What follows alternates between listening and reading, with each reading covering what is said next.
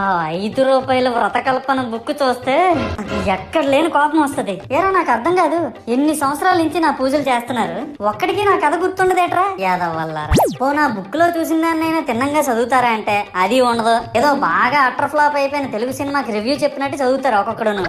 ఇంకా తర్వాత 9 రాత్రుల పాటు నాకు ఎన్ని సినిమాలు చూపించాలో అన్ని సినిమాలు చూపిస్తారా.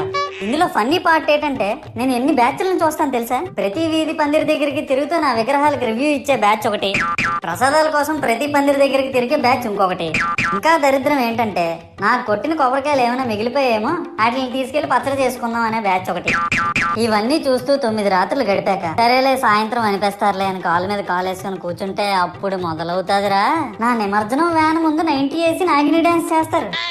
అంటే నాకు అర్థం కాదు, 9 రోజులు వాళ్ళతో కలిసి ఉన్నానని నన్ను కూడా వాళ్ళ ఫ్రెండ్ లా ట్రీట్ చేస్తారా ఏంటి?